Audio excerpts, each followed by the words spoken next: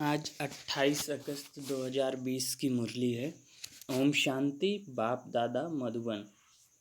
मीठे बच्चे, जितना समय मिले एकांत में जाकर याद की यात्रा करो। जब तुम मंजिल पर पहुंच जाएंगे तब यह यात्रा पूरी हो जाएगी। इतना भी खाली समय मिले हमें व्यर्थ नहीं गंवाना है, भगवान को याद करना है एकांत में जाके, मतलब जहाँ आसपास कोई लोग ना हो, है ना। जब तुम मंजिल पर पहुंच जाएंगे तब यह यात्रा पूरी हो जाएगी। मंजिल क्या है? हमारी घर, परम धाम जाना। जब तक हम इस शरीर में, हमें भगवान को याद करना है। जब हम घर चले जाएंगे इस शरीर को छोड़ के अपने परम धाम में, तभी ये यात्रा पूरी होगी। मीठे बच्चे, जितना समय मिले एकांत में जाकर याद की यात्रा करो। जब तुम मंजिल पर पहुंच जाएंगे तब यह यात्रा पूरी हो जाएगी। प्रश्न है, संगम पर बाप अपने बच्चों में कौन सा ऐसा गुण भर देते हैं जो आधा कल्प तक चलता रहता है? उत्तर है, बाप कहते हैं जैसे मैं अति स्वीट हूँ। भगवान बहुत मीठा है ना, क्योंकि वो किसी के विकर्म नहीं देखता, सबके गुण देखता और सबकी महिमा करता है।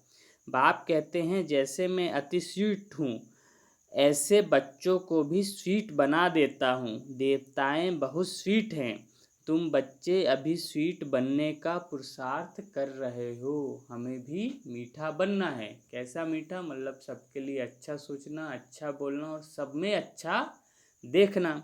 देवताएं बहुत स्वीट हैं, तभी तो उनके सब पूजा करते हैं।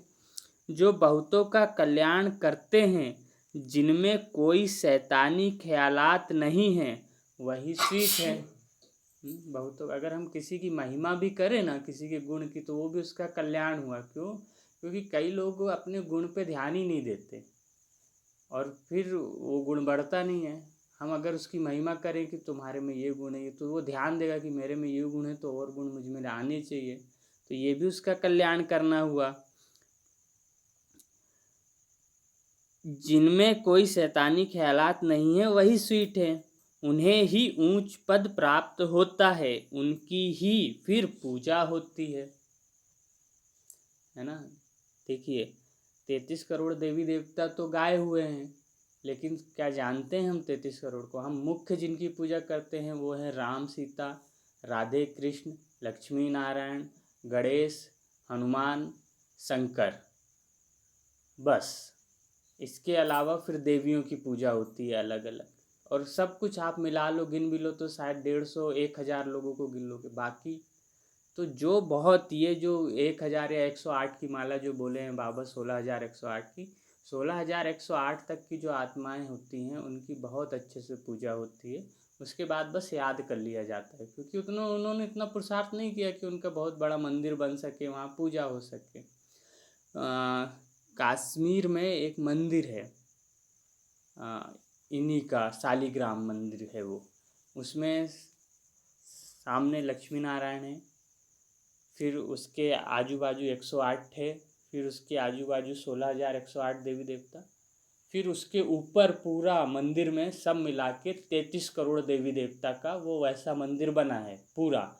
तो उसमें जब पुजारी को बोले तो बोले जो ये हैं मुख्य, इनकी बहुत अच्छे से करता हूँ धुलाई नहलाई, फिर उसके बाद 108 की, फिर बाकी जो बचे सबको पाइप लगा के पानी से ऐसे नहला देता हूँ। तो ये है जिसने अच्छे से पूजा की उसको बहुत अच्छे से भगत रखेगा, बहुत अच्छे से उसको पूजा करेगा। और जिन्होंने कम की, लेकिन वो देवता तो बने ही हैं, इसलिए उनको याद किया जाता है उनके नाम से कि 33 करोड़ देवी देवताओं की जय, ऐसे बोल के। ओम शांति। बाप बैठ समझाते हैं इस शरीर का मालिक है आत्मा, अर्थात हम इस शरीर की मालिक हैं, हम शरीर नहीं हैं। बाप बैठ समझाते हैं इस शरीर का मालिक है आत्मा। यह पहले समझना चाहिए, क्योंकि अभी बच्चों को ज्ञान मिला है। पहले पहले तो समझना है हम आत्मा हैं, शरीर से आत्मा काम लेती है, पार्ट बजाती है। ऐसे ऐसे ख्यालात और कोई मनुष्य को आते नहीं, क्योंकि देह अभिमान में हैं। ऐसे ख्यालात उन्हीं को आएंगे जो आत्माभिमानी होगा। ऐसे ऐसे ख्यालात और कोई मनुष्य को नहीं आते, क्योंकि वह देह अभिमान में है। यहाँ इस ख्याल में बिठाया जाता है मैं आत्मा हूँ। यहाँ बैठ के मुरली सुनने से पहले ये निश्चय होना चाहिए कि मैं आत्मा इन कानों से भगवान के मोतियों को सुन रही हूँ। यह मेरा शरीर है, मैं आत्मा परमपिता परमात्मा की संतान हूँ। यह याद ही घड़ी घड़ी भूल जाती है। मैं किसकी संतान हूँ हम यही भूल जाते हैं। हमें अपने लौकिक माता पिता याद रहते हैं, हमें ये याद हो कि मैं भगवान की संतान हूँ, ये भी उसको याद करना हुआ। यह पहले पूरी याद करनी चाहिए। यात्रा पर जब जाते हैं तो कहते हैं चलते रहो। ये भी याद की यात्रा है, जब तक पूरी मंजिल नहीं पहुँचेंगे तब तक करते ही रहना है। यात्रा पर जब जाते हैं तो कहते हैं चलते रहो। क्यों कहते हैं? अगर चलेंगे नहीं तो पहुँचेंगे नहीं। तुमको भी याद की यात्रा पर चलते रहना है, यानी याद करना है। याद नहीं करते गोया यात्रा पर नहीं चलते। भगवान को याद नहीं कर रहे अर्थात हम परमधाम घर जाने की यात्रा पर नहीं है, और जाना तो है ही हमें घर, है ना। इसलिए हमें याद करते रहना चाहिए। देह अभिमान आता है, देह अभिमान से कुछ ना कुछ विकर्म बन जाता है। जब भी हम शरीर के भान में आके काम करते हमारा विकर्म होता ही है। ऐसे नहीं मनुष्य सदैव विकर्म करते हैं, फिर भी कमाई तो बंद हो जाती है। ऐसे भी नहीं मनुष्य सदैव विकर्म करते हैं, फिर भी कमाई तो बंद हो जाती। अर्थात अगर बीच में हमने विकर्म कर दिया तो कमाई तो गई, जबकि हमें तो बिना विकर्म किए निरंतर भगवान को याद करना है। और जब भूले तो विकर्म हुआ तो कमाई चली गई उतने समय की, फिर भी कमाई तो बंद हो जाती है ना। इसलिए जितना हो सके याद की यात्रा में ढीला नहीं पड़ना चाहिए। एकांत में बैठ अपने साथ विचार सागर मंथन कर पॉइंट्स निकालनी होती है। कितना समय बाबा की याद में रहते हैं, मीठी चीज़ की याद पड़ती है ना। क्या है लिखा है? एकांत में बैठ अपने साथ विचार सागर मंथन कर पॉइंट्स निकालनी होती है। मतलब ज्ञान को सुने बाबा से हमें क्या मिल रहा है, ज्ञान में बाबा हमें क्या सुना रहा है, इसका चिंतन करना, यही विचार सागर मंथन करना है। इसी से टाइम पॉइंट्स निकलेगी। कितना समय बाबा की याद में रहते हैं, मीठी चीज़ की याद आती है ना। भगवान इतना मीठा है कि हम इतने विकारी पतित हुए, लेकिन वो हमें रोज़ मीठे बच्चे बोलता है। वो मीठा है तभी तो हमें बोलता है, क्योंकि कोई व्यक्ति में अगर गुण है और वो चरित्रवान है और वो अच्छा है तो किसी और व्यक्ति की बुराइयां नहीं देखता कभी भी। इसलिए भगवान जब इतना मीठा है तो हमें उसकी याद आनी चाहिए, क्योंकि उसको वही एक ऐसा है जिसको याद करके हमें कभी मन में ग्लानि नहीं आएगी कि उसने मुझे दुख दिया, ये दिया, वो कुछ नहीं देता। उसने हमारे लिए अच्छी दुनिया बनाई थी, हमने अपने कर्मों से सब कुछ बिगाड़ा है। और हमें समझना चाहिए कि हमें अब अपने कर्म सुधारने, और वो सुधरेंगे कैसे? उसकी याद से। इसलिए वो बहुत मीठा है, इसलिए उसको ज़्यादा से ज़्यादा याद करें। बच्चों को समझाया है, इस समय सभी मनुष्य मात्र एक दो को नुकसान ही पहुंचाते हैं। सिर्फ टीचर की महिमा बाबा करते हैं, उनमें कोई कोई टीचर खराब होते हैं। नहीं तो टीचर माना टीच करने वाला, मैनर्स सिखलाने वाला। टीचर्स, दुनियावी टीचर्स भी, और जो यज्ञ में बहनें समर्पित है उनको भी टीचर बोला जाता है। जो रिलीजियस माइंडेड अच्छे स्वभाव के होते हैं उनकी चलन भी अच्छी होती है। रिलीजियस माइंडेड अर्थात धार्मिक प्रवृत्ति के, धार्मिक बुद्धि वाले लोग अच्छे स्वभाव के होते हैं, उनकी चलन भी अच्छी होती है। बाप अगर शराब आदि पीते हैं तो बच्चों को भी वह संग लग जाता है। ये लौकिक माता पिता के लिए बोल रहे हैं। अगर माता पिता दारू पियेंगे, सिगरेट पियेंगे, बीड़ी पियेंगे, मांस मटन खाएंगे तो ये आदत बच्चों को भी लग जाती है ना। बाप अगर शराब आदि पीते हैं तो बच्चों को भी वह संग लग जाता है। इसको कहेंगे खराब संग, क्योंकि रावण राज्य है ना। राम राज्य था जरूर, परंतु वह कैसा था, कैसे स्थापन हुआ, यह वंडरफुल मीठी बातें तुम बच्चे ही जानते हो। हम जानते हैं राम कब थे, राम के राज्य में क्या था, और राम का राज्य अर्थात सतयुग से भगवान जो दुनिया स्थापन करते हैं उसको राम राज्य बोलते हैं। ऐसा नहीं कि त्रेता में जब राम आएंगे तो राम राज्य, नहीं। सतयुग में जब कृष्ण जब से पैदा हो जाता है, जब वो गद्दी में बैठता है, उस दिन से लेके त्रेता के अंत तक राम राज्य है। राम राज्य अर्थात चरित्रवान पुरुषोत्तम, जो राम की पूरी महिमा है ना, उस तरीके से उनका राज्य चलता है। वहाँ किसी को ना दुख होगी, ना अशांति होगी, ना ग्लानि होगी, ना निंदा होगा, ना कोई पाप कर्म होगा, ना कोई विकर्म होगा, इसलिए उसको राम राज्य कहते हैं। स्वीट, स्वीटर, स्वीटेस्ट कहा जाता है। देखो, मीठा, मीठे और बहुत ही मीठा, ये इंग्लिश के 3 शब्द हैं, संधि है, ये क्रिया है ना। मीठा, मीठे और बहुत मीठे, ऐसे स्वीट, स्वीटर और स्वीटेस्ट कहा जाता है ना। बाप की याद में रहकर ही तुम पवित्र बन और पवित्र बनाते हो। जब हम स्वयं पवित्र बनेंगे तभी हम किसी को पवित्र रहने का बोल सकेंगे। हमारे शब्दों में इतनी शक्ति आएगी कि हम बोले तुम पवित्र रहो, तो उसको महसूसता होगी कि हाँ मुझे रहना चाहिए। क्योंकि पवित्रता का बहुत बल है, बहुत बल, इतना बल है पवित्रता का कि अगर कोई बहुत पवित्र है तन मन वचन कर्म से भी, पवित्रता अर्थात सिर्फ ब्रह्मचर्य नहीं, पवित्रता अर्थात हमारे मन में, वचन में और कर्म में भी किसी के लिए बुरा ना हो। जो इस स्तर तक का पवित्र व्यक्ति होता है वो किसी के लिए कोई शुभ बात बोले या अशुभ बात बोले वो सिद्ध हो जाती है। इसलिए हमें बोलना तो शुभ ही चाहिए, क्योंकि हमें सबका कल्याण करना है, लेकिन इतना पवित्र भी बनना है। बाप की याद में रहकर ही तुम पवित्र बन और पवित्र बनाते हो। बाप नई सृष्टि में नहीं आते, भगवान स्वर्ग में नहीं आएगा। सृष्टि में मनुष्य, जानवर, खेती बाड़ी आदि सब होती है, वहाँ भी होंगे, जानवर भी होंगे, खेती बाड़ी भी होगी, सब होगा। मनुष्यों के लिए सब कुछ चाहिए ना। शास्त्रों में प्रलय का वृत्तांत भी रॉन्ग है, प्रलय होती नहीं। प्रलय का अर्थ है कि दुनिया में कोई भी जीव जंतु मनुष्य बचे ही नहीं, ऐसा होता नहीं है। सिर्फ सृष्टि का परिवर्तन होता है। मनुष्यों की संख्या जो इतनी बढ़ गई है ये घट जाएगी, जीव जंतुओं की संख्या घट जाएगी। जीव जंतु जो इतने हिंसक हैं वो उनकी हिंसा चली जाएगी। भूमि जो इतनी बंजर हो गई है, पर्यावरण जो इतना प्रदूषित हो गया, ये सब शुद्ध हो जाएगा। लेकिन प्रलय नहीं होती कि मनुष्य ही इस धरती से या जीव जंतु ही खत्म हो जाए, ऐसा नहीं होगा।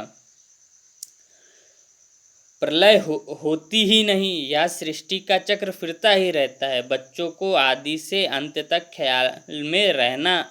ख्याल में रखना है। मनुष्यों को तो अनेक प्रकार के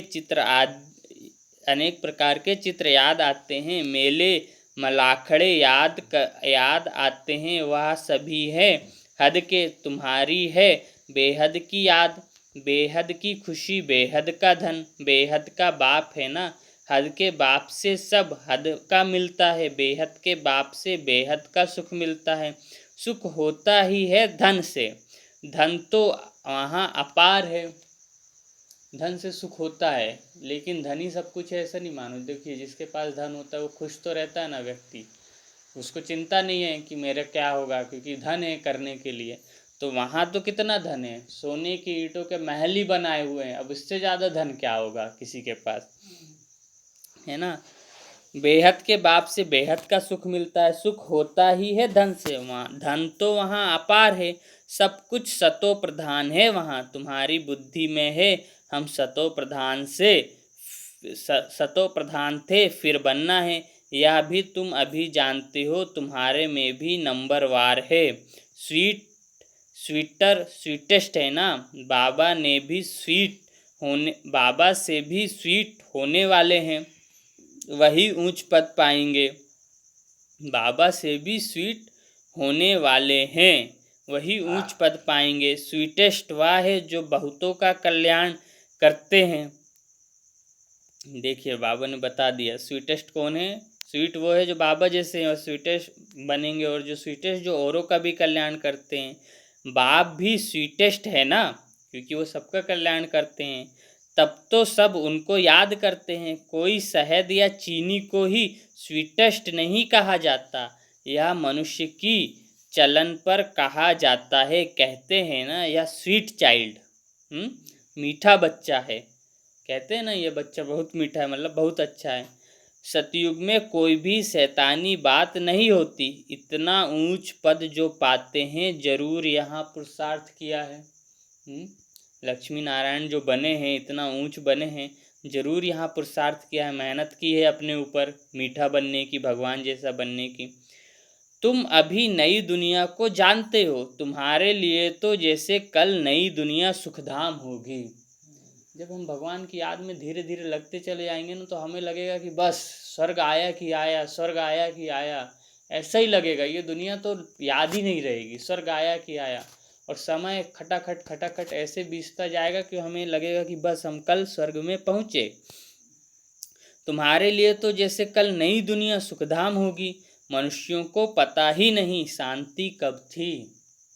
दुनिया में लोग चाहते हैं शांति हो, मतलब सब शांति से प्रेम से रहें, लेकिन ये तो जानते ही नहीं, क्योंकि स्वर्ग की बातें कहीं नहीं है, स्वर्ग का वर्णन कहीं नहीं मिलता। हमारे शास्त्रों में त्रेता से वर्णन है, फिर द्वापर में कृष्ण का वर्णन कर दिया, लेकिन लक्ष्मी नारायण ने क्या किया, कैसे रहे, उनके लिए भी फिर ग्लानि बता दिए कि विष्णु को भी समस्या थी, लक्ष्मी को भी समस्या थी, हैं, देवताओं को भी समस्या थी, असुर थे तो ऐसी कहानियाँ लिख दी। भाई अगर देवी देवता है जब वही सुखी नहीं, तो फिर मनुष्य कैसे सुखी, यही सोच के अब मनुष्य जी रहा है। लेकिन भगवान ने बता दिया उनसे ज़्यादा सुखी तो कोई नहीं है, तभी तो उनकी पूजा होती है। किसी दुखी मनुष्य की कोई पूजा करता है क्या? इसलिए मनुष्यों को पता ही नहीं शांति कब थी। कहते हैं विश्व में शांति हो, तुम बच्चे जानते हो विश्व में शांति थी, जो अभी फिर स्थापन हो रही है। विश्व में तो थी जब लक्ष्मी नारायण राम सीता थे, और अभी हो रही है, मतलब हम अपने योग बल से कर रहे हैं, क्योंकि हमें भी वहाँ जाना है, और जो इसमें सहयोगी होगा वही जाएगा। तुम बच्चे जानते हो विश्व में शांति थी, जो अभी फिर स्थापन कर रहे हो। अब यह सभी को समझाएं कैसे? भगवान बोल रहे सभी को समझाएं कैसे? ऐसी ऐसी पॉइंट निकालनी चाहिए जिसकी बहुत चाहना है मनुष्यों को विश्व में शांति हो, इसके लिए रड़ी मारते रहते हैं, क्योंकि अशांति बहुत है। यह लक्ष्मी नारायण का चित्र सामने देना है। किसी को भी हमें लक्ष्मी नारायण का चित्र देना है कि मनुष्यों को इनके जैसा जीवन, हम ये नहीं बोल सकते कि यहाँ पढ़ाई हो रही है ये बनने की, क्योंकि अभी मनुष्य इतनी नहीं है, लेकिन हमें बताना है कि इनके जैसा हमें जीवन जीना चाहिए। फिर धीरे धीरे ज्ञान सुनते सुनते तो वो समझ ही जाएगा। बाबा तो सुनाते ही हैं मुरली में, विश्व में शांति हो इसके लिए रड़ी मारते रहो। धुन लगाते हैं ना, सीताराम सीताराम सीताराम सीताराम सीताराम, ऐसे ही मन में चलना चाहिए। विश्व में शांति हो इसके लिए बाबा को याद करो, बाबा सबका कल्याण हो, विश्व में सब सुखी हो, बाबा ऐसे अंदर बाबा की शक्तियाँ लेके देते रहो। इसी को बाबा कह रहे हैं रड़ी मारते रहो। रड़ी अर्थात धुन। बहुत सन्यासी लोग, ब्रह्मा बाबा ने ये शब्द कहा है, क्योंकि ब्रह्मा बाबा जाते थे ना साधु सन्यासी से मिलते, वो देखते थे ऐसे लगे हुए हैं और अंदर जाप चल रहा है, जाप चल रहा है, एक ही धुन में लगे, कोई कुछ बोले कुछ नहीं सुनना, अंदर चल। इसी को रड़ी मारना, मतलब एक रस में लगे रहना, कोई इसी से कोई मतलब नहीं। तो बाबा वही कह रहे हैं विश्व में शांति हो इसके लिए रड़ी मारते रहो, क्योंकि अशांति बहुत है। यह लक्ष्मी नारायण का चित्र सामने देना है, लक्ष्मी नारायण का चित्र सामने देना है। इनका जब राज्य था तो विश्व में शांति थी, उनको ही हेवन डीटी वर्ल्ड कहते हैं, उसी को स्वर्ग देवी देवता की दुनिया कहते हैं। वहाँ विश्व में शांति थी। चलो बाबा को याद करें।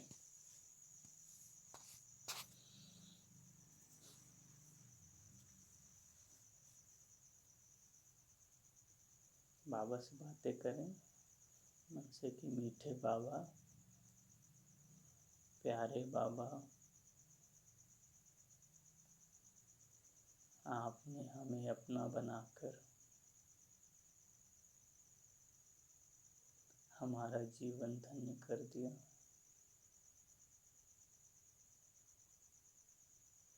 आपका बहुत बहुत बहुत धन्यवाद, धन्यवाद, धन्यवाद।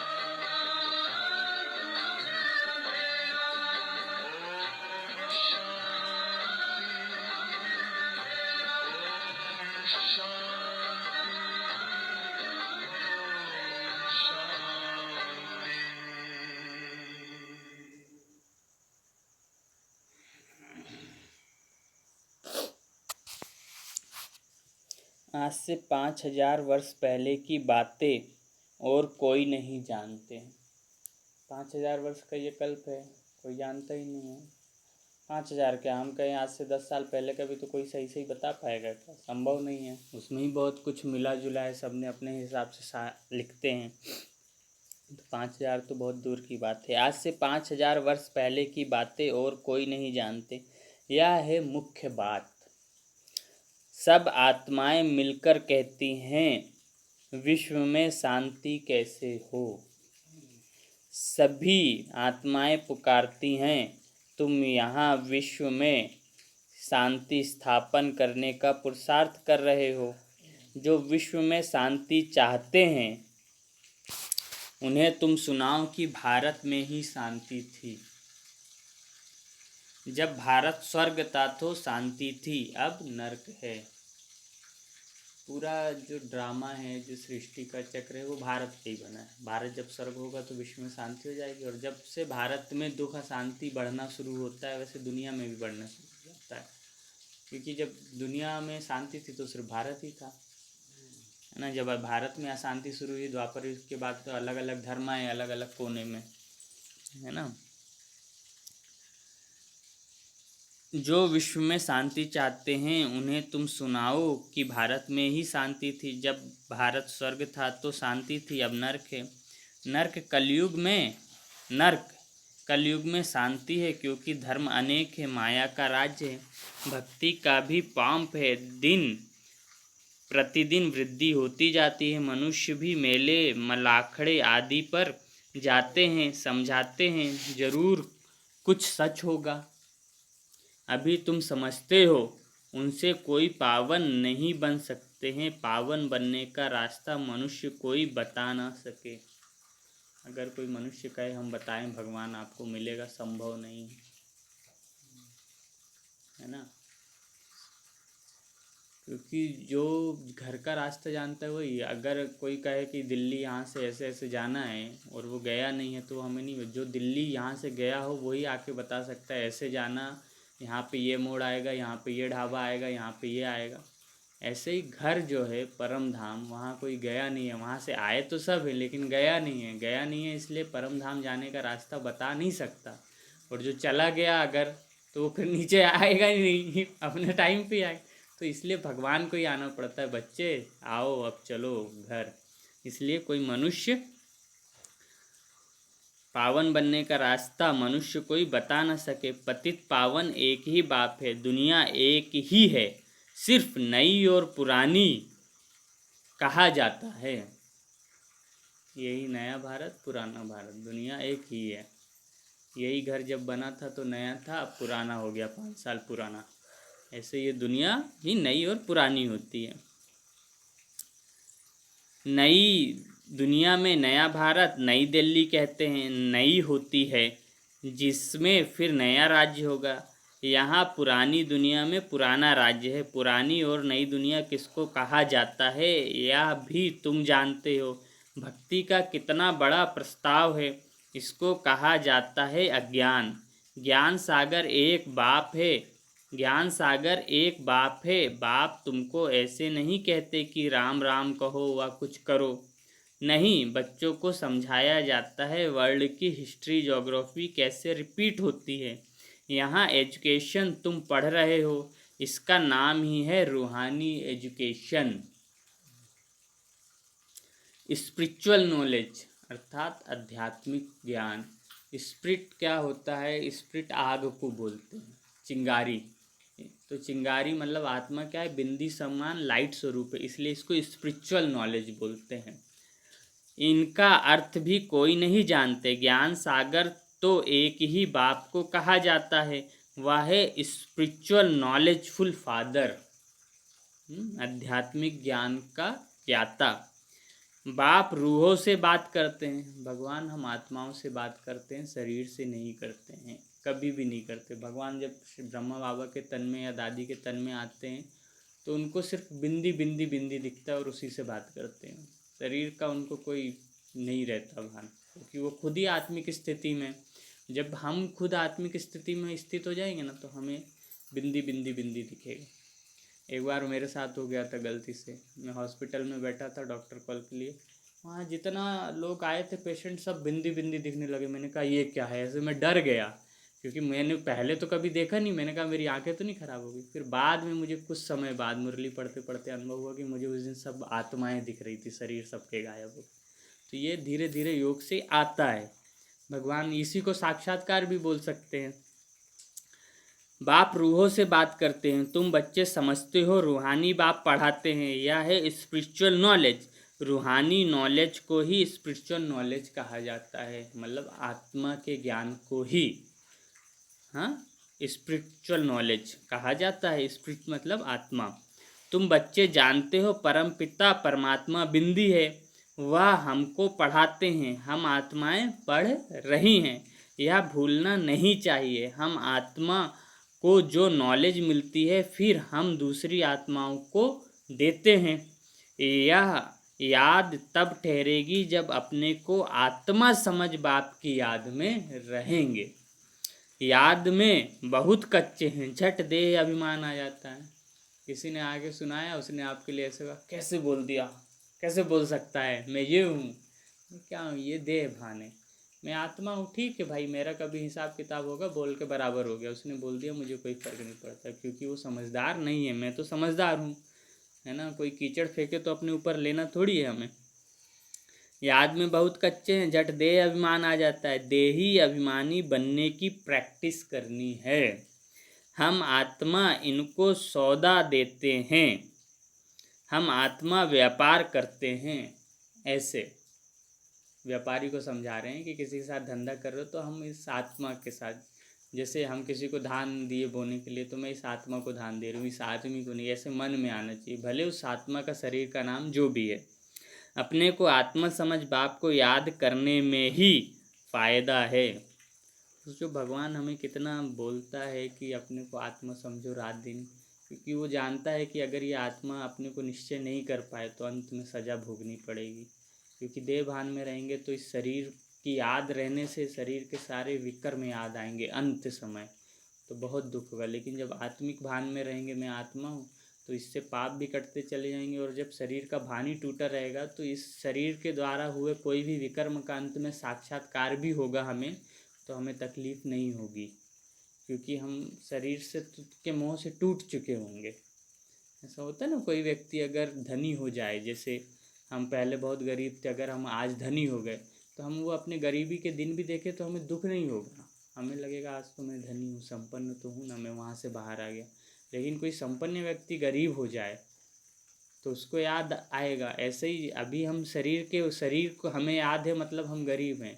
जब हम आत्मिक भान में स्थित हो जाएंगे, अर्थात हम संपन्न हो जाएंगे, क्योंकि हम अपने सत्य स्वरूप में स्थित हो गए, तो फिर इस शरीर से किए हुए कोई भी विकर्म, बड़े से बड़ा विकर्म भी हमारे सामने आएगा ना, तो हमें दुख तकलीफ नहीं होगा, क्योंकि हम उसको जीत चुके होंगे, क्योंकि हम इस शरीर के भान से तो मुक्ति हो गए। आत्मा को ज्ञान है, हम यात्रा पर हैं, कर्म तो करना ही है, बच्चे आदि को भी संभालना है, धंधा धोरी भी करना है, धंधे आदि में याद रहे हम आत्मा हैं, यह बड़ा मुश्किल है। भगवान कहते हैं मुश्किल है लेकिन करना है। बाप कहते हैं कोई भी उल्टा काम कभी नहीं करना। सबसे बड़ा पाप है विकार का। विकार में पांचों आ जाते हैं, लेकिन मुख्य विकार काम विकार बाबा बोलते हैं, वही बड़ा तंग करने वाला है। अभी तुम बच्चे पावन बनने की प्रतिज्ञा करते हो, उनका ही यादगार यह राखी बंधन है। पवित्रता की राखी इसीलिए बाबा बांधते हैं कि पवित्र बनो। ब्रह्मा बाबा हमारे जीवन में जो भी आया था ना, बाबा के बनने के बाद, किसी भी तरह की माया विकार, सबसे ज़्यादा इनको आया हुआ है ब्रह्मा बाबा को, और इन्होंने उस सब पे जीत पाया, इसलिए ये सबसे आगे। तो हम ये नहीं सोचे कि हमें ही आता है, ब्रह्मा बाबा तो आराम से ये सब में पास हुए हैं और सबसे ज़्यादा आया है, इसलिए ये नंबर 1 है। हमें तो इनसे कम ही आएगा क्योंकि हम लास्ट में आए। अगर हमें भी बहुत ज़्यादा आने होते तो हम शिव बाबा जब आते थे इनके तन में, तभी हम आते। दादियों ने रोटी डुबो के पानी में खाया है, पति लोग मारते मारते थे तो खून निकल आता था सिर्फ विकार के लिए। इतना तो हमारे साथ नहीं हो रहा है। मतलब हमें कम आ रहा है, लेकिन हमारे स्थिति के हिसाब से वो हमें ज़्यादा लगता है। लेकिन जब ये इतना सह के कर सकते हैं तो हम भी कर सकते हैं। सबसे बड़ा पाप है विकार का, वही बड़ा तंग करने वाला है। अभी तुम बच्चे पावन बनने की प्रतिज्ञा करते हो, उसका ही यादगार यह राखी बंधन है। आगे तो पाई पैसे की राखी मिलती थी, सस्ती राखी। ब्राह्मण लोग जाकर राखी बांधते थे। पहले बहुत पुराने समय में सिर्फ ब्राह्मण ही राखी बांधने आते थे। फिर वो भी विकारी होने लगे, क्योंकि वो भी गृहस्थी होने लगे, विकार में जाना। तो फिर इसका नियम बदल के कि बहन बांधेगी भाई को, क्योंकि बहन भाई के संबंध में ही पवित्रता है, बाकी किसी संबंध में नहीं बची। पहले, बहुत पहले ब्रह्मा बाबा के समय में रहा होगा, क्योंकि ये अनुभव ब्रह्मा बाबा ने सुनाया। अरे अबे तब बात नहीं आते थे। हाँ, तो वो यही कारण था। तो आते तो पंडित मान लिया। हाँ, तो वही वही तो ये सब ब्रह्मा बाबा सुना। देखो आपने भी देखा हुआ, हम लोगों के समय तो नहीं होता है। देखा ना, हाँ बांधे हैं हमारे वहाँ पे, हाँ, बाबा के यहाँ पे बांधे। तो वही पवित्रता के लिए होता था। नाथू बाबा। ब्राह्मण लोग जाकर राखी बांधते थे। आजकल तो राखी भी कितनी फैशनेबल बनाते हैं। वास्तव में है अभी की बात, तुम बाप से प्रतिज्ञा करते हो, हम कभी विकार में नहीं जाएंगे, आपसे विश्व के मालिक बनने का वर्षा लेंगे। बाप कहेंगे 63 जन्मों के विषय वैतरणी नदी में गोते खाए, अब तुमको क्षीर सागर में ले चलते हैं। सागर कोई है नहीं, भेंट में कहा जाता है। ऐसा नहीं है कि वहाँ सागर सागर होगा, तुलना के लिए कहा जाता है। क्षीर सागर मतलब सागर कितना बड़ा है, पूरी धरती में 70% तो सागर ही है, 21% ही धरती है थोड़ी सी। तो इतना सागर, इतना पानी है, मतलब धरती में ही पानी है। तो ऐसा आपको सुख होगा, इसलिए बाबा बोलते हैं इतना सुख होगा कि कह नहीं सकते। भेंट में कहा जाता है, तुमको शिवालय में ले जाते हैं, वहाँ अथाह सुख है, अभी यह अंतिम जन्म है, हे आत्माएं पवित्र बनो। क्या बाप का कहना नहीं मानेंगे?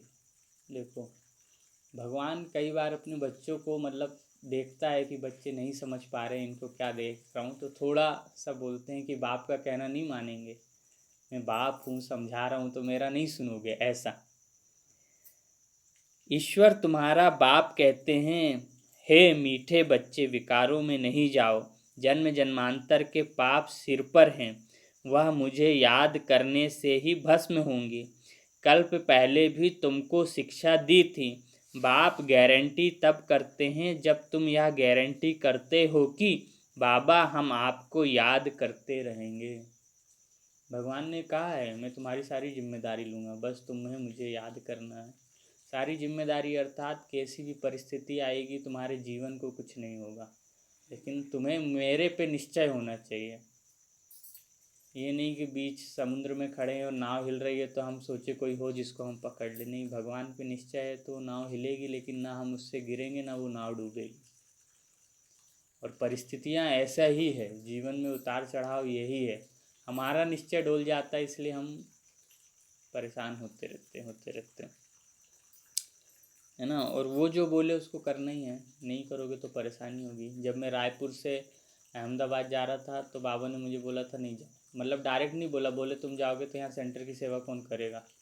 तो क्योंकि मैंने उनसे पूछा नहीं था कि जाऊँ कि नहीं, मैंने कहा बाबा वो तो आप किसी और को भेज ही दोगे।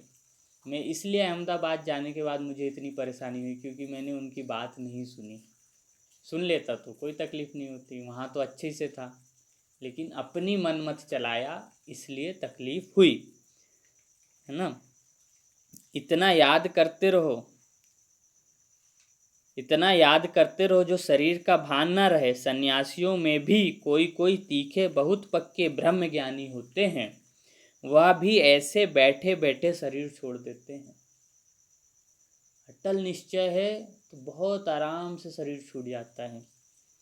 यहाँ तुमको तो बाप समझाते हैं पावन बन कर जाना है। सन्यासी पावन नहीं बन पाते, क्योंकि पावन तो भगवान की याद से ही बनेंगे, लेकिन बहुत निश्चय है, पवित्र है, ब्रह्मचर्य में है, ब्रह्मचर्य में है, तो वो उसके बल से शरीर का भान नहीं रहता, आराम से वो आत्मा निकलती है। वह तो अपनी मत पर चलते हैं, ऐसे नहीं कि वह शरीर छोड़कर कोई मुक्ति जीवन मुक्ति में जाते हैं, क्योंकि घर का रास्ता जानते नहीं, इसलिए घर भी नहीं जा सकते और जीवन मुक्ति स्वर्ग भी नहीं जा सकते। नहीं, आते फिर भी यहाँ ही हैं, परंतु उनके फॉलोअर्स समझते हैं कि वह निर्माण गया। बुद्ध भी यहीं है, महावीर भी इसी धरती में है, जितने जितने साधु सन्यासी छोड़े सब अभी इसी धरती में है, लेकिन उनको मानने वाले लोग सोचते हैं कि वो निर्वाण चले गए। गए नहीं, क्योंकि रास्ता पता नहीं है। रास्ता जब भगवान आए तभी पता चले। बाप समझाते हैं एक भी वापस नहीं जा सकता, कायदा ही नहीं, झाड़ वृद्धि को जरूर पाना है। झाड़ का उदाहरण इसलिए देते हैं बाबा, जैसे एक बीज है, वो इतना बड़ा होता है, इतना बड़ा, बहुत बड़ा होता है। जब वो बूढ़ा होके उससे बीज आने लगते हैं, वो बीज जमीन में आते हैं, नए झाड़ पैदा होते, तब वो झाड़ खत्म होता है। ऐसे ये मनुष्य सृष्टि का है। ये बड़ा बड़ा पूरी आत्माएं नीचे आ गई, बहुत बड़ा हो गया। अब उनमें से कुछ पवित्र आत्माएं, जैसे हम ब्राह्मण, उनसे नए पौधे ब्रह्मा बाबा कृष्ण के रूप में जन्म लें, फिर ये पूरी आत्माएं फटाफट फटाफट ऊपर चली जाएंगी। तो ये इसलिए झाड़ का उदाहरण देते हैं बाबा। बाप समझाते हैं एक भी वापस नहीं जा सकता, कायदा ही नहीं, झाड़ वृद्धि को जरूर पाना है। जब झाड़ बूढ़ा होके मर जाएगा। अभी तुम संगम युग पर बैठे हो और सब मनुष्य हैं कलयुग में। हम संगम पे हैं क्योंकि हम भगवान से मिलन मना रहे हैं। तुम देवी संप्रदाय बन रहे हो, जो तुम्हारे धर्म के होंगे वह आते जाएंगे। देवी देवताओं का भी वहाँ सिजरा है ना, यहाँ बदली होकर और धर्म में कन्वर्ट हो गए हैं, फिर निकल आएंगे। संस्था के अंदर मुसलमान भी हैं। एक मुसलमान संस्था के लोगों ने मस्जिद में बहन को बुलाया कि आप हमारे यहाँ आओ, कुछ ज्ञान हमें सुनाओ। कम से कम 3 बार बुलाया, वो बहन नहीं जाती थी। बोलती थी वहाँ तो औरतों का सम्मान नहीं करते, ऐसा है वैसा, वो नहीं जाती थी। फिर एक बार गई, चौथी 5वीं बार में वो गई, फिर उसने वहाँ ज्ञान सुनाया। तो ज्ञान तो उनको जो समझ में आया वो नहीं, उन्होंने बहन की बहुत तारीफ़ की। बोले आपने जो कपड़े पहने हैं ना बहन, बहुत अच्छे, क्योंकि बहनें जो कपड़े पहनती उनका पैर कलाई और गर्दन के ऊपर ही दिखता है, वो अंदर पूरा बनियान पहनते, उनका पेट भी नहीं दिखता है ऐसे दबा के। तो वो बहुत हुआ प्रसन्न। उसके बाद से वो ज्ञान सुनने लगे। ज्ञान सुनते हैं, समझते हैं भगवान को, उन्हें मानते भी हैं और चलते भी हैं। और कई बार मुरलियों में जो उनके लिए, क्योंकि मुस्लिम धर्म के लिए भी बाबा कई बार मुरलियों में सुनाते, तो वो लिख के उनको भेजते भी हैं। फिर उसके बाद हमारी दादी, जो इन्होंने अभी शरीर छोड़ दिया, ऐसे जब ये बढ़ा थोड़ा मुस्लिम समाज के अंदर, तो वो दुबई गई थी। तो दुबई का जो प्रिंस है वहाँ का महाराजा, वो उनको मिलने के लिए बुलाया था। दादी उनको मिली, उनको भी ज्ञान सुनाया। तो ऐसे धीरे धीरे मुस्लिम समाज में भी है, क्रिश्चियन लोग भी हैं, सिख धर्म के तो लोग ही हैं, सिंधी परिवार के भी, हर धर्म के लोग इस संस्था से जुड़े। कभी पता नहीं चलेगा, क्योंकि यहाँ जाति नहीं पूछते, धर्म नहीं पूछते। आप मिलोगे ना अभी, जब भी कभी जाएंगे माउंट आबू, आपको लगेगा सब मेरे परिवार के लोग हैं। कोई जाति नहीं, धर्म नहीं, सब एक जैसे सफ़ेद सफ़ेद कपड़े, सब एक ही घर के लोग हैं। किसी को पता ही नहीं चलता कि ये मुस्लिम है, कि ये ब्राह्मण है, कि ये चमार है, कि ये भंगी है, कि ये सिख है या गुजराती है, कुछ भी नहीं। ऐसे रहते हैं एक घर की तरह। कन्वर्ट हो गए हैं, वो निकल आएंगे, फिर निकल आएंगे, नहीं तो वहाँ जगह कौन भरेगा। सतयुग में जगह कौन भरेगा बोल रहे हैं।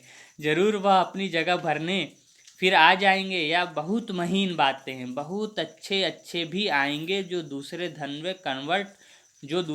में कन्वर्ट हो गए हैं, तो फिर अपनी जगह पर आ जाएंगे। तुम्हारे पास मुसलमान आदि भी आते हैं ना, बड़ी खबरदारी रखनी पड़ती है, झट जांच करेंगे यहाँ दूसरे धर्म वाले कैसे जाते हैं।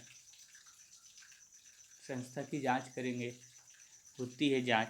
एक विदेशी व्यक्ति था, वो रिसर्चर था, तो वो क्या किया, संस्था में आया और 5 या 10 साल तक माउंट आबू आता रहता था रेगुलर। और वहाँ वो संस्था के बारे में रिसर्च कर रहा था कि यहाँ संस्था में काम कैसे होता है, इतनी बड़ी संस्था, तो संस्था में काम कैसे होता है। जब भी बाबा से मिलने जाते हैं ना, तो जिसका टर्न होता है, जैसे इस बार भोपाल वाले जाएंगे, तो भोपाल से ही लोग जाते हैं, तो वहाँ सेवा करते हैं 15 दिन, फिर दूसरे आ जाते हैं, तो वो वापस आ जाते हैं उनका जब समय। तो इस तरीके से चलता है। तो वो रिसर्च कर रहा था, ठीक है टोली में ये आते, लेकिन कैसे। तो उसने पता किया कि लोग सच्चे दिल से यहाँ सेवा करते। फिर वो जब उसकी रिसर्च पूरी हुई तो उसने ओपन किया कि मैंने इतने साल तक इस संस्था में रिसर्च किया कि लोग कैसे यहाँ जुड़े हैं, कैसे काम करते हैं। तो उसको पता चला कि लोगों का यहाँ चरित्र निर्माण होता है और लोग सच्चे दिल से बिना स्वार्थ के यहाँ काम करते हैं, इसलिए ये संस्था ऐसी है। बहुत अच्छे अच्छे भी आएंगे जो दूसरे धर्म में कन्वर्ट हो गए हैं तो फिर अपनी जगह पर आ जाएंगे। तुम्हारे पास मुसलमान आदि भी आते हैं ना, बड़ी खबरदारी रखनी पड़ती है। झट जांच करेंगे वहाँ दूसरे धर्म वाले कैसे जाते हैं। इमरजेंसी में तो बहुतों को पकड़ते हैं, फिर पैसे मिलने से छोड़ भी देते हैं। जो कल्प पहले हुआ है तुम अभी देख रहे हो, कल्प आगे भी ऐसा हुआ था। तुम अभी मनुष्य से देवता उत्तम पुरुष बनते हो। देखो ब्रह्मा बाबा ने 69 में शरीर छोड़ा। इंदिरा गांधी की इमरजेंसी लगी थी 82 अब 70 के आसपास। तो ये इमरजेंसी जब भारत गुलाम था तब लगी हुई होगी, तब का ब्रह्मा बाबा ने अनुभव सुनाया कि इमरजेंसी में पकड़ते भी है, घूस खा के छोड़ भी देते हैं। कल्प आगे भी ऐसा हुआ था, तुम अभी मनुष्य से देवता उत्तम पुरुष बनते हो। यह है सर्वोत्तम ब्राह्मण कुल। इस समय बाप और बच्चे रूहानी सेवा पर हैं। कोई गरीब को धनवान बनाना यह रूहानी सेवा है। क्योंकि जो भगवान को जाना वो धनी हो गया, स्वर्ग में जाके तो धनी धन है, अगले जन्म के लिए तो धनवान हो ही गया ना। और इस जन्म में भी जो भगवान का बनेगा उसके घर में खुशहाली धन धीरे धीरे बढ़ता ही चला जाता है।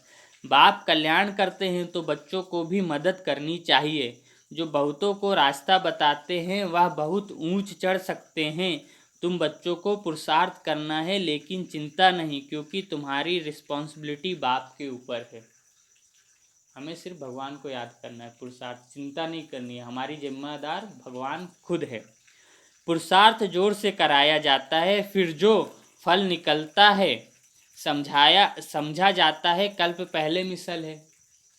बाप बच्चों को कहते हैं बच्चे फिक्र मत करो, सेवा में मेहनत करो, नहीं बनते तो क्या करेंगे। इस कुल का नहीं होगा तो तुम भल कितना भी माथा मारो, कोई कम तुम्हारा माथा खपाएंगे कोई जास्ती। जो ब्राह्मण कुल का नहीं होगा हम उसको कितना भी समझाए वो आएगा नहीं। बाबा ने कहा है जब दुख बहुत आता है तो फिर आएंगे। बहुत व्यर्थ, तुम्हारा व्यर्थ कुछ नहीं जाएगा। जहाँ मेहनत की है, देखो आप लोगों के पीछे मेहनत की आ गए, जहाँ मेहनत की है वो निकलेगा ही। तुम्हारा व्यर्थ कुछ नहीं जाएगा, तुम्हारा काम है राइट बताना। शिव बाबा कहते हैं मुझे याद करो तो तुम्हारे विकर्म विनाश होंगे।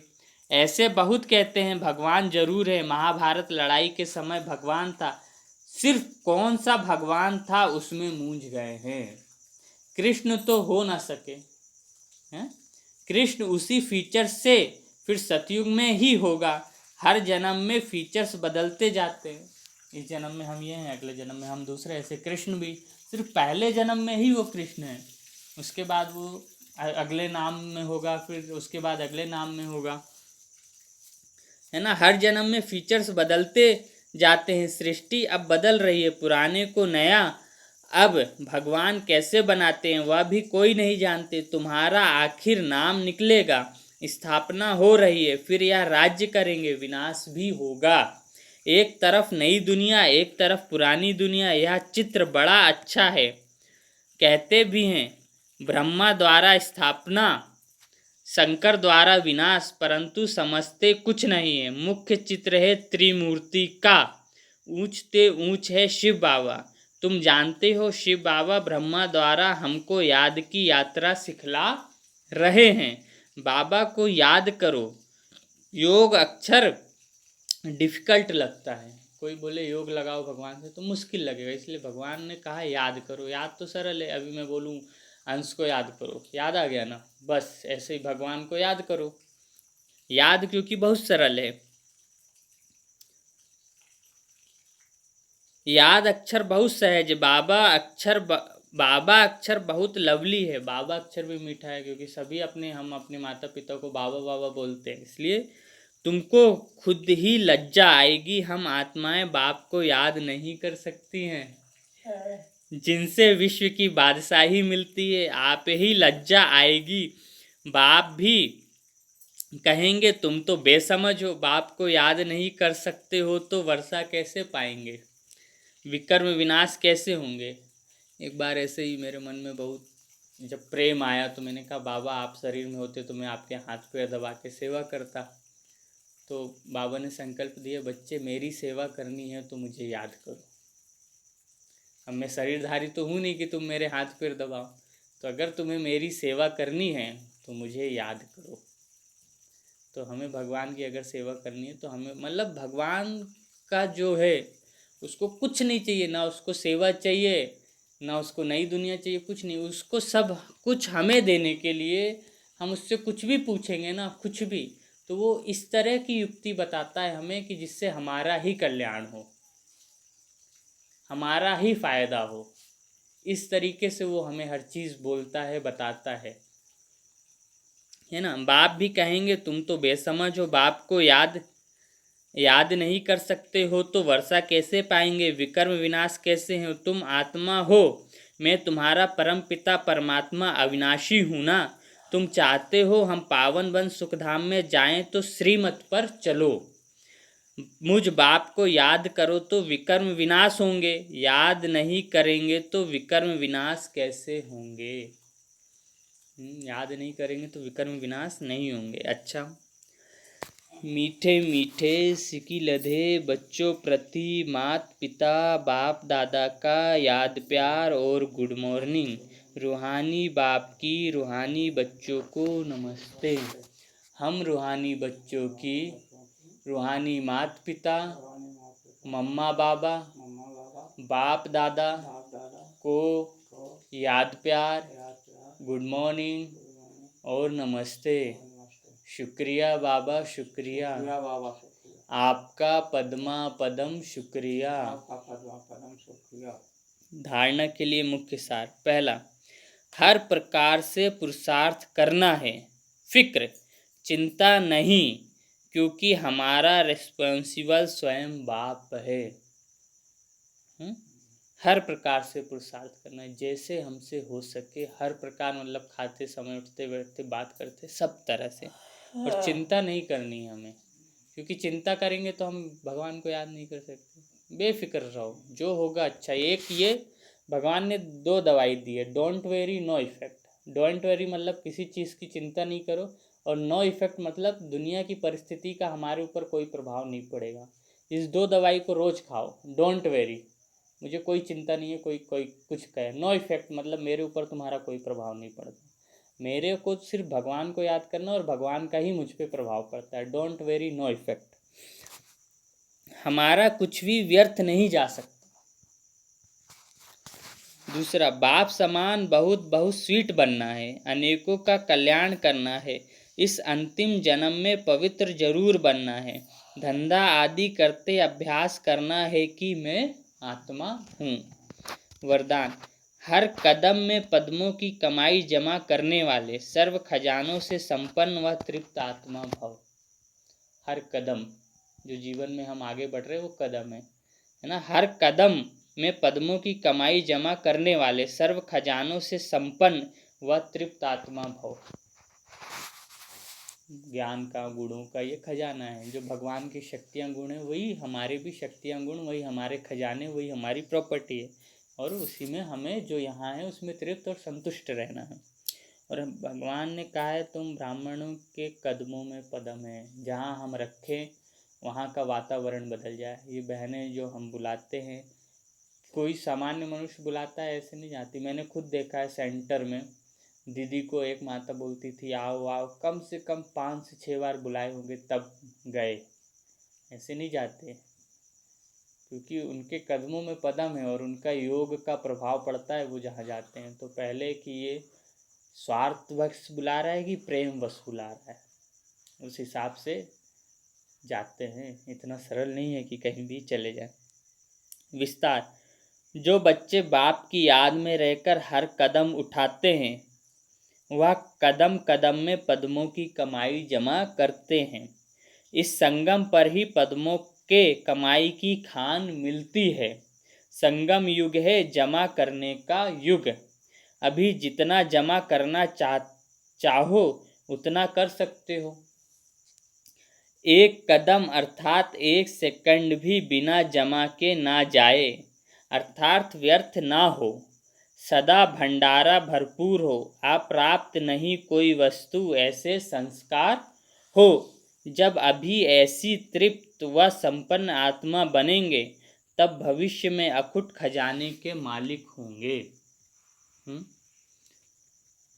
अभी से अगर हम तृप्त होंगे तभी वहाँ हमारे तृप्ति के संस्कार, अभी से हम अपने आप को संपन्न महसूस करेंगे तो वहाँ हम संपन्न होंगे ना। क्योंकि जब बच्चा पढ़ता है और पास होता है तभी वो नौकरी का सुख भोगता है ना, ऐसे ये भी है। जब यहाँ हम अच्छे से पढ़ेंगे तो वहाँ सुख भोग। स्लोगन है, कोई भी बात में अपसेट होने के बजाय नॉलेजफुल की सीट पर सेट रहो।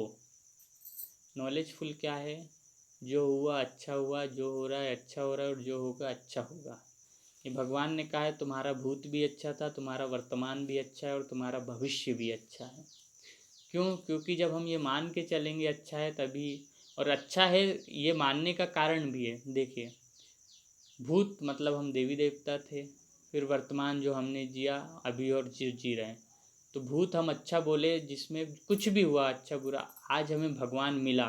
क्यों मिला? क्योंकि हमारे भूत की वजह से, भूतकाल की वजह से हम भगवान के बने। इसलिए हमें ये मान के चलना है भूत अच्छा था इसलिए हमें भगवान मिल गया, किसी और को तो अभी मिला नहीं। अब भगवान मिल गया तो वर्तमान तो अच्छा है ही, क्योंकि सारा जीवन भगवान के साथ बीत रहा है। और जब भगवान इसका फल देंगे, भविष्य में हम फिर देवी देवता बनेंगे तो भविष्य भी अच्छा है। तो दिन में, जीवन में, रोज की दिनचर्या में जो भी अच्छी परिस्थितियाँ आती हैं, बुरी आती हैं, उसको हम बोले अच्छा है अच्छा है अच्छा है। क्योंकि बुरा आ रहा है मतलब हमारे कर्म भोग चुकते हो रहे हैं, और अच्छा आ रहा है ये मान के चलो हमारा जीवन ऊपर की ओर उठ रहा है ना। इसलिए कोई भी बात में अपसेट होने की बजाय नॉलेजफुल की सीट पर रहो। नॉलेजफुल यही ज्ञान है, जो हुआ अच्छा, जो हो रहा है अच्छा और जो होगा अच्छा। इसी को भगवान त्रिकालदर्शी बोलते हैं। और भगवान हमारा को त्रिकालदर्शी होकर देखते हैं। भगवान हमारा हमेशा देवी देवता का रूप देखते हैं और उससे भी बड़ा घर का देखते हैं, जब हम घर में पवित्र थे। इसलिए भगवान को हमसे नफरत नहीं है, इसीलिए भगवान को प्रेम है कि ये तो पवित्र आत्मा थी, वहाँ जाके भटक गई है, अभी मैं ज्ञान दे रहा हूँ फिर पवित्र हो जाएगी। इसलिए भगवान सबको प्रेम करते हैं। तो हम भी कर सकते हैं। हमें आज जो व्यक्ति बुरा लग रहा है, बचपन में तो वही अच्छा था, तो हम सोचे बचपन में अच्छा था तो ये अच्छा फिर हो सकता है। आज वातावरण के हिसाब से बुरा हो गया तो हमें उसको अच्छा बनाने का पुरुषार्थ करना है, जैसे भगवान हमें कर रहा है। और उसको अच्छा बनाने का पुरुषार्थ सिर्फ यही एक तरीका है कि उसके बारे में अच्छा सोचो, बस। स्लोगन है, कोई भी बात में अपसेट होने के बजाय नॉलेजफुल की सीट पर सेट रहो। अच्छा, ओम शांति।